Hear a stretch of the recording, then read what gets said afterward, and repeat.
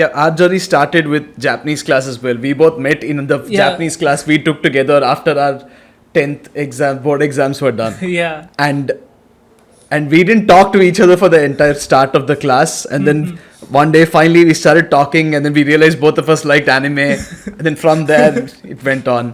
When we started traveling, we started meeting people, and we have met so many people, so many Indians who got attracted to the Japanese culture at a very young age, and they started like learning, taking Japanese and up. Like, we are 32, 33. We are, I guess, the next generation, like your previous generation. So we had no exposure to Japan, like growing up. So and also we feel that after traveling in Asia a bit, we feel that say Thailand is on very good terms with Vietnam, or Thailand is on very good terms with Korea. So they know each other's pop culture. They know what's happening. Like if a Korean show or a star came to Thailand or Vietnam, they would be really into it, and they have that cultural exchange is happening among the Asian countries. But I feel like India is a little isolated from the rest of Asia. Oh, definitely. I agree 100%. I don't know why that happens. Yeah. Unless because you go and put yourself there, you will not know what's happening. We know a little bit, like in terms of watching anime or watching Korean shows and BTS and stuff like that. We know a little bit, but that we only know that because they are the most popular exports of these countries. Yeah. Otherwise, if it wasn't for the internet, we wouldn't have known at all, right? So we need to be more open as a country. Yeah, exactly. We need to accept other cultures exist. Exactly.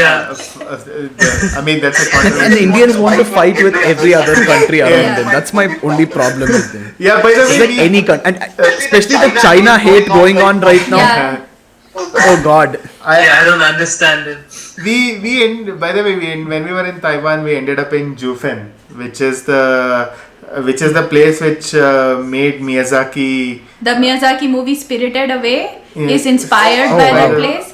But according to Miyazaki himself, it's not. He says it's not. But that place is exactly like the movie Spirited Away. All the food that you get and all, like the entire cliffside and everything, it's exactly the same. So we are like, we have to eat our way through this movie. It was amazing. And it's amazing, right? It looks exactly like the film. Yeah. But so the film is about food. Like the film is this girl's parents, they become so greedy and they become gluttons. So she has to go rescue them from the spirit world. Yeah. So we did that. We did the glutton thing. That is amazing. Yeah. I think Taiwan is also like a really good place. I've been wanting to go there for a while, I really like the food especially. Sid, I think you should go to Japan first, and then we can I'm think going about to Japan Taiwan first, and other countries. No, but now I was saying they talked about the place that inspired Spirit Away, so that's definitely on my list now. I'm adding it to my list today. You can actually see a Spirited Away no face behind Sid right now. Yeah. If you can see his. Oh yeah. Yeah, I mean Taiwan is definitely a different experience from Japan. There's a lot of similarities, but it's a different culture altogether. So it's a different culture. I think it's nice to find people that are like open and like that are traveling around the world, because even though there are a lot of people, it's very hard to find people here, because like we were talking about India being like very close-minded. Like even if I talk to some like old relatives and I tell them something interesting, oh look at this cool thing in this country, the first thing they say is like, oh we have something similar in India, it's this, about that, right? That's very common. They never appreciate it. Yeah, that's very true of like a lot of Indians who I would say US would be the biggest example of this, that everyone kind of holds up in their community and they're not open to anything else at all. Like people go to the US, but did you really go to the US because you are in the Indian community? Like everything happens in that community. 100%. You never left the You're bubble. just living in your own bubble. Yeah. Exactly. Yeah. So for us, it's very important to like meet people. When we travel, we're like looking in these expat Facebook groups or any of these. Like you'll see these groups like Indians in Mexico or Indians in Japan Facebook groups, and you can always like before you go, you can make a friend or something before you like land in the city.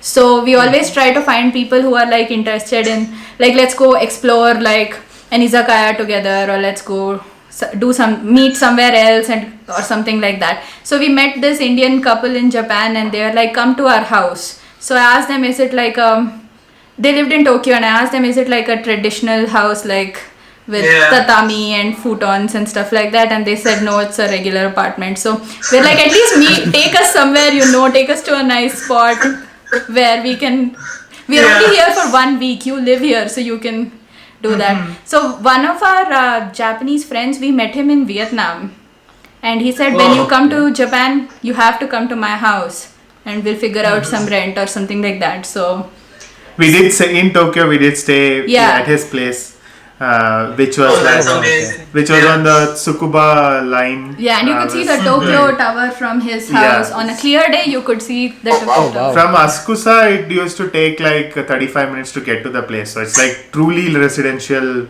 area. And then we got to stay there in his house. And his house was like a nice mix of traditional and modern features.